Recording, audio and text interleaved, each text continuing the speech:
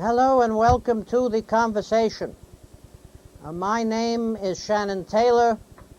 I am the Executive Director of Blacks and Jews in Conversation. And tonight, our special guest, Al Burgo, a friend and a man about town. And I have known Al, I would say, at least 10 years. And we are here to profile Mr. Burgo and to share the holiday season with you, with somebody who knows the theater and film as well as the streets of the city. Al, how are you today? I'm doing fine, Shannon. Everything's going good so far, you know. There's no sense in complaining. Nobody wants to hear it anyway, so we're going to say we're doing fine and we're moving forward. And that's why we have Al, because from me you'll only hear complaints and everything negative. So we profile positive people who are going to give you the holiday cheer. Al, tell me a little bit about your background and the various films you've done, and what you thought of the Israel Film Festival where we just were. All right, we'll start with, I'm a New Yorker, born in Williamsburg, raised in Coney Island. I'm a New Yorker. I love New York. Never really left it except for a couple of vacations here and there. And it's a great place to be. You know, New York is, the world comes to you here, and I like that. So much things to be done here, and it never gets boring for me. So I consider myself a real New Yorker, and I'm in the entertainment business. I'm an actor, and I did quite a few movies already, independent movies. What else can I say? I mean, I'm happy to be here tonight to be interviewed and tell you people about how great New York is. And the movies that you've done, were they filmed in New York City? Yeah, pretty much. Yeah, either Manhattan, Brooklyn, Queens, you know, the boroughs. How is it to film in New York City? Are the people accommodating, friendly? They like the way you stop traffic and prevent them from walking on the sidewalks? They like to look at the movies being filmed and they interrupt their lives for you to do this? Or do they object? Well, it all depends. I mean, most of the stuff we're doing is independent. We don't really tie up too much traffic on the projects that I'm working on, although there is some projects that I did work on where traffic was tied up and diverted. But, you know, people seem to be on their cooperating level, you know. You know, we deal with the communities on a small level, establishments, restaurants, or some type of institution where we have the place established already where we're going to be shooting. And sometimes we have a little friction, but all in general, they're cooperative, you know. People, you know, it's how you approach them. If you're nice to them and you give them a chance to be in the movie, or a family member or a friend of theirs, usually things run a little smoother. You know, it's a give and take. You know, it's not just, so, you know, you got to be a politician a lot of times when you're making a movie. You got to be polite to the people, and usually they'll respond nicely to you. Now, I have, in my observances, noticed that there's always several crew members of the film company that are delegated to direct traffic. Correct me if I'm wrong, but they have absolutely no authority under the city or the state to direct traffic, and nobody has to pay any attention to them when they want to cross the street or pass a sidewalk or stop or look or anything like that. And yet people will follow them as if they're traffic cops. Am I correct? Yeah, pretty much, yeah. I mean, you know, they're assigned to the block. There is usually a policeman on the site where the film is being done. And when there's a delay in the process of the movie, then they'll just call the policeman over and they'll have him direct it, or they'll have him straighten out the situation. But most people cooperate. They realize it's a movie. You get a few people that want to be a little funny here and there, that want to be in the movie. They'll go to any length to be in it by running across right in front of the camera, or not listening to these PAs is what they call them. And but 9 out of 10 people do cooperate. Otherwise, they're going to embarrass themselves. They're not going to get a chance to be in the movie because, like I said, they figure they're walking by, they're going to stumble in and be in the movie. You know, people trying to go to Hollywood overnight these days, even real actors, figure, okay, they've been in 2 movies, now they're going to join the union. It takes a little more than that. And it takes a lot more than that to be in a Hollywood movie, you know? So, you know, I'm an example of it. I did quite a few movies, and the Hollywood movies I was in, either they cut me at the cutting room, or, you know, it just takes time. There's a lot of effort involved here. It takes a lot of time to make movies, a lot of work. And as long as the public cooperates, they'll get a chance to see better and bigger movies with much more talented people portraying them. Why does New York City like to have films made in New York City? Well, New York is the, you know, capital of the world, so to speak. Everybody comes here, and they a good scene in Midtown Manhattan or down in Coney Island. And we have a lot of great landmarks here. Central Park, Statue of Liberty. I mean, these places are where the world comes to see it. And so when they shoot a movie and they put these scenes in, it has a nice impact, I say. So New York is the place to be. What are your roles? Do you have a stereotype that you fit into, or have you diversified? Well, I am stereotyped, and that's quite all right, you know. I usually play a lot of tough guy roles, gangster roles, different ethnic backgrounds, you know, according to the hat or the clothes I'm wearing. They usually make me a boss, and it's okay, you know. I'm impressed by it, and I usually play police roles. Sometimes I play crooked police roles, you know, and, you know, we'll give the people a taste of their money, you know. When they come to the film festivals or wherever the movie winds up, they're going to see something good if they see Al Burgo in it, I can tell you that. When you work with other actors, and they are from other venues, are they easy to work with as a rule? Do they enjoy being in New York City? Or are they there simply to do their role and leave for the next? Well, they're easy to get along with because I make it my business to be friendly. At least I try to be, you know what I mean? I always make the first move.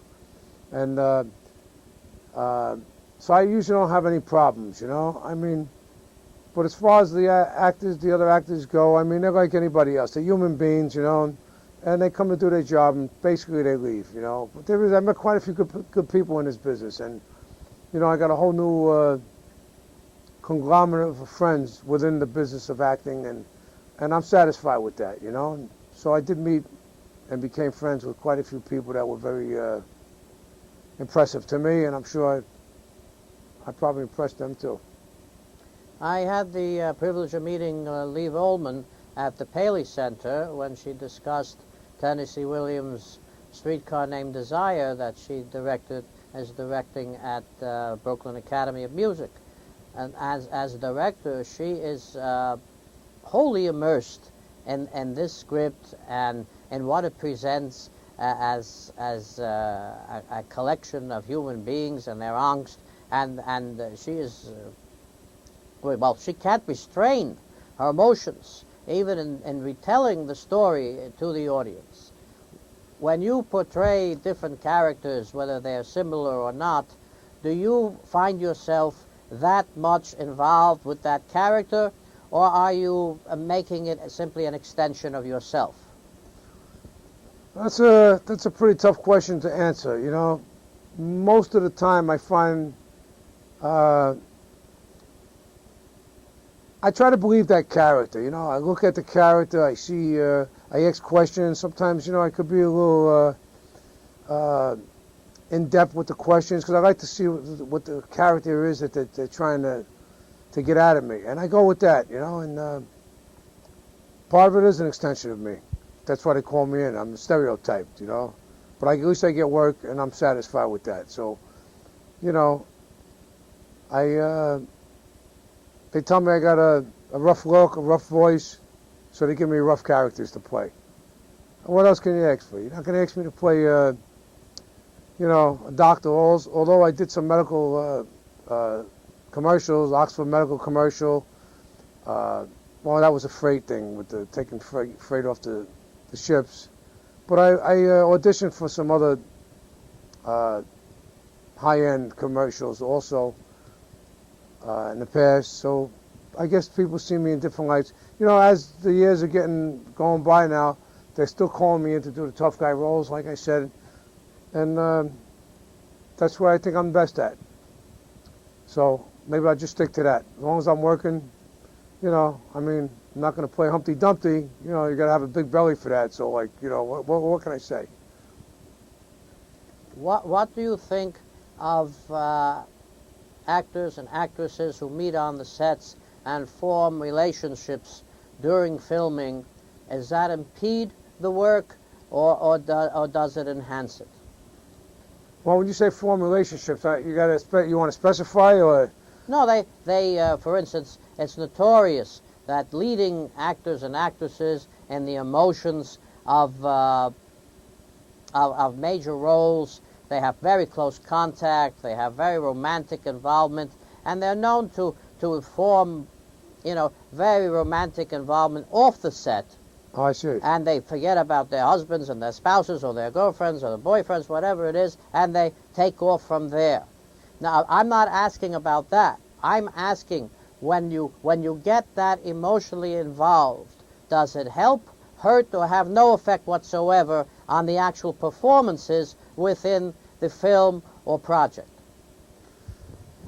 Okay, it'll be hard for me to answer that question. I'll tell you why. First of all, I don't get these romantic roles, so I never really personally experienced it. I mean, you know, they had me in a couple of movies where there was some sensuous activity, of course not pornography, but, you know, we get a little more in depth with the person, and but I personally didn't experience any of that, so I can't say, and I don't think it'd be fair for me to speak about other people, but I'm sure it can cause some kind of friction or uncomfortability, or some great comfortability. I don't know. So, you know, it's a fast-moving world out there.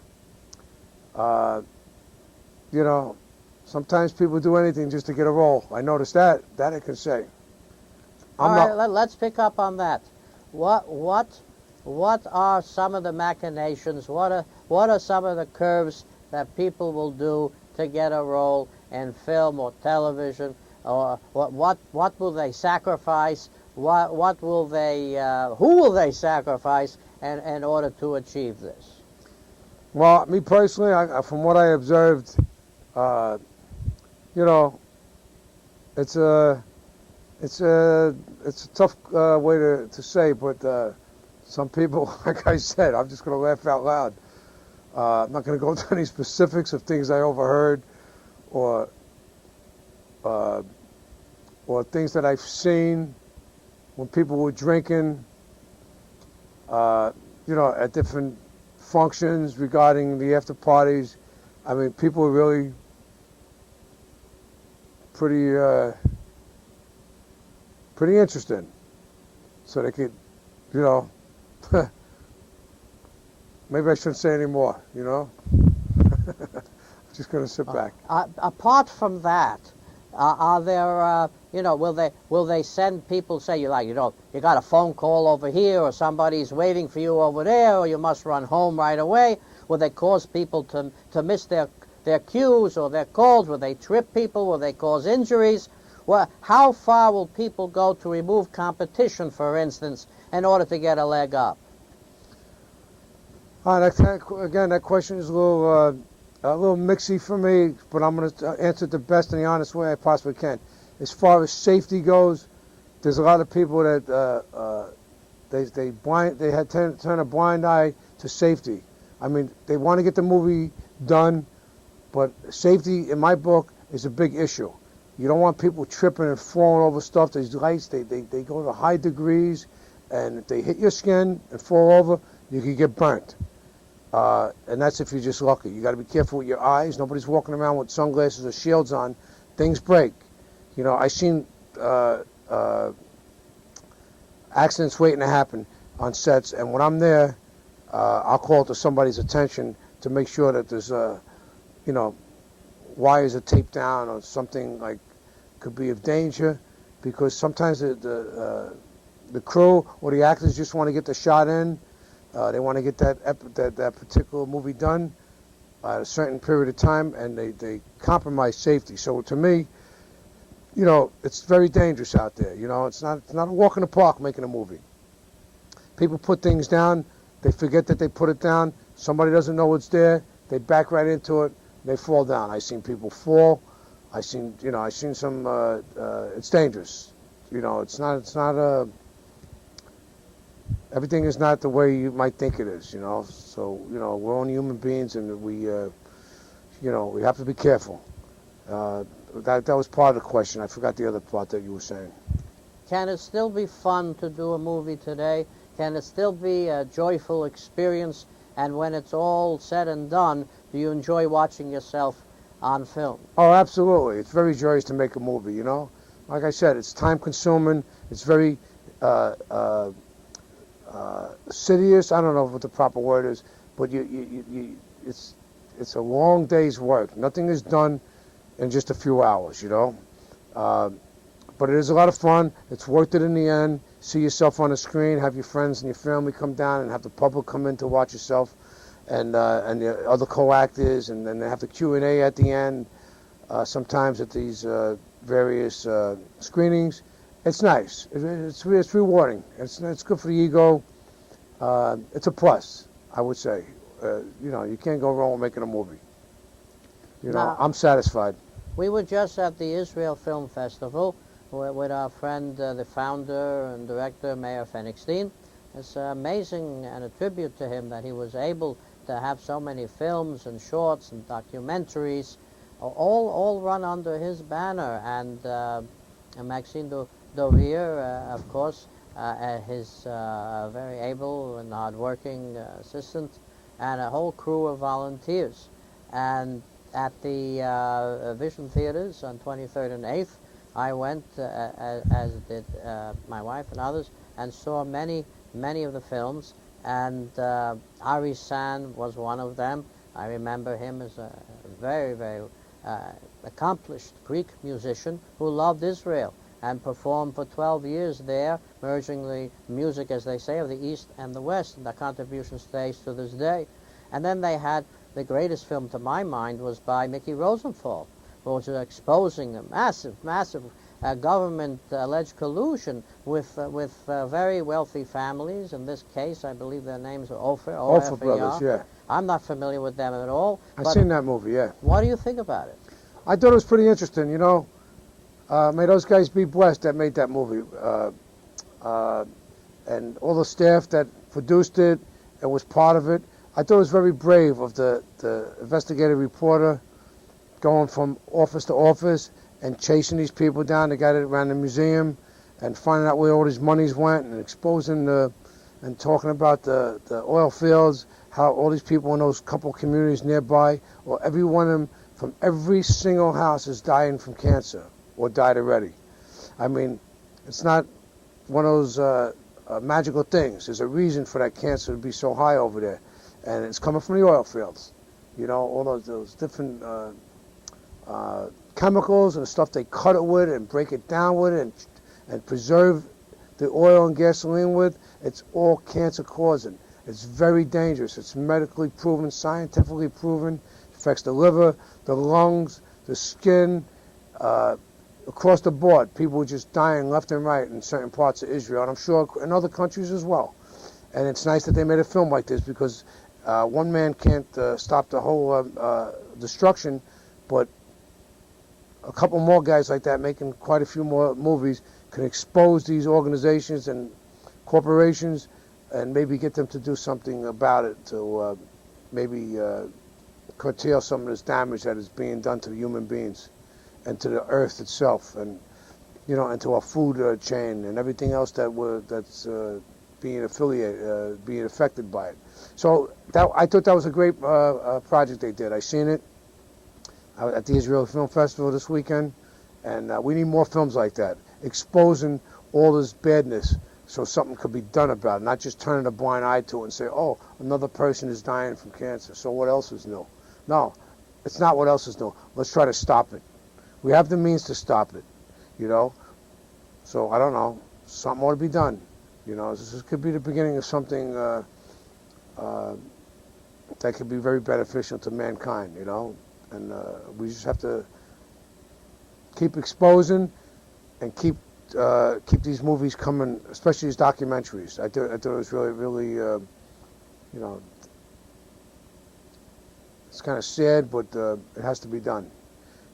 We shouldn't lose track of the fact that was brought out in the movie that whatever the individuals possess in a possessory right of the oil refineries in Haifa, the government of Israel owns more. And they, of course, the government of Israel, are responsible for the environmental controls that are lacking. And the same refineries are owned by the same family in Europe and various parts, and there they don't emit any of these pollutants because there the environmental controls exist. Why don't these environmental controls exist and why aren't they imposed by the government of Israel in Haifa? And why haven't they been? And why have all the resources and the rights of minerals in the Dead Sea and more been sold for a song to anybody throughout the years by any of the governments of Israel? And no matter who the family is, why did they start out with 330 million, certainly nothing to sneeze at, and come to 8 billion, whether it was a smart deal or not? Why did the Supreme Court of Israel, that just reviewed it according to the film, say that they are powerless to deal with the situation, unfair as it is to the state, which is losing billions every year, while the other company, privatized, grows and grows and grows? And why did the current Minister of Commerce say that the privatization of whatever they privatized was a mistake after they paid 500 million shekels to the same family that they didn't have to pay in the first place if they hadn't decided by the same government to rewrite a contract they didn't have to rewrite? And then on top of that, the same things happen all over the world. The people who propose on behalf of certain companies or certain governments, the people who propose deals, they then switch places. And they're working for the government, and then they go work for the private company that they now enriched by what deal they put through in government. All allegedly legal, and yet the public gets the ones that are lost and robbed and polluted. And how does this happen in Israel, which is so small and so under a microscope and can't afford to have these losses? And we don't only have those films. We have a wonderful film, Al, where this guy found pictures in a dumpster and traced the anonymous family throughout half a century of catastrophe and persecution and Holocaust and accident and experimentation to one grandchild who didn't know about any of her antecedents. So I've been leaving my pictures in dumpsters throughout the city, hoping that the same guy will come to New York. Then we had another film about the lack of elder care in Israel, similar to the elder care that's lacking here, Mrs. Moskowitz and her cats. And all the films have cats. What is it with cats in Israel? And what do they symbolize? And what is fateful about cats? And then the funniest film by far, did you see the one about the sumo wrestlers? Yes, I did. I thought they were great, too. Tell me about the sumo wrestlers. The sumo wrestlers I thought was pretty interesting. You know why? Because, let's face it, there is quite a few overweight people in this world. And weight is a killer. I mean, it causes so many problems. I don't want to sound like a doctor or anything like that there, but we know it interferes with circulation, creates diabetes. It has a slew of problems that come along with it. I mean, you get bad ankles from it, you get bad knees, you can't walk properly. It's overweight is not good. I mean, I'm overweight myself. I'm trying to lose another 10, 20 pounds. But what I'm trying to say here is they made a love story about it. And you know what? I was never interested in, I've been going to movies for years on and off, since I'm a little kid. And anything to do with a love story, it just never impressed me.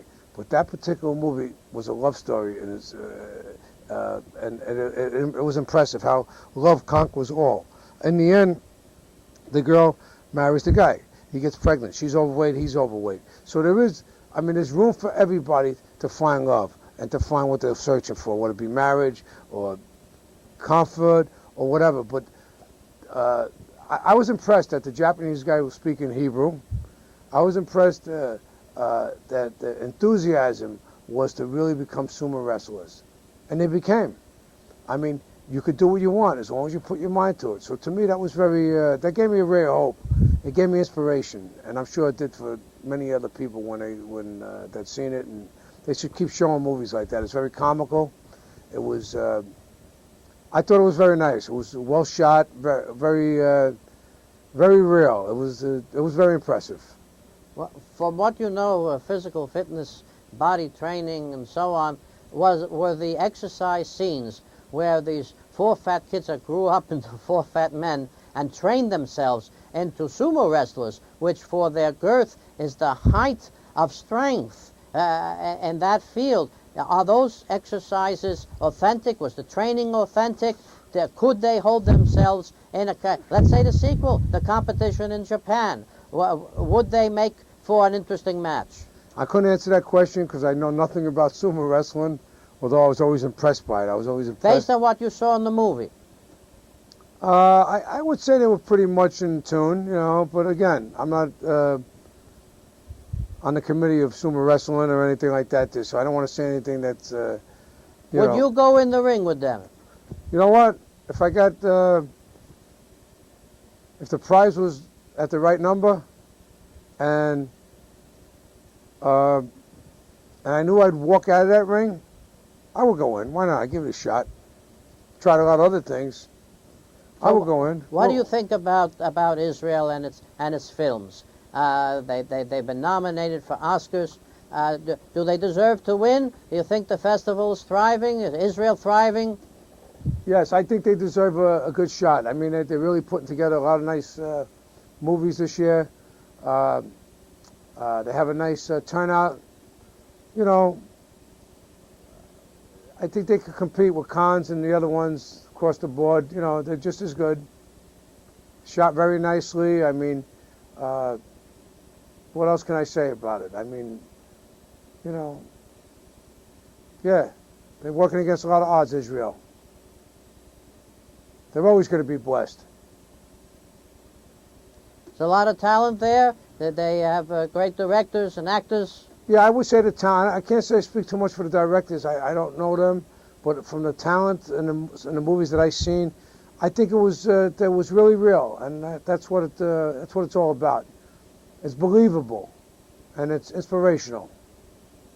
And thank you, and I'm very glad you came. I want to say a couple other movies that I've been involved with personally. We have about 10 seconds. Okay. Why do you wait for the 10 seconds to tell what you've been involved? I'm in a movie with Stephen Bauer from Last Gamble with Joe Goodavage, and a Merry Christmas, a Happy Hanukkah to all, and we'll have you back. Thank you. I'll be happy to be here. And best to our audience.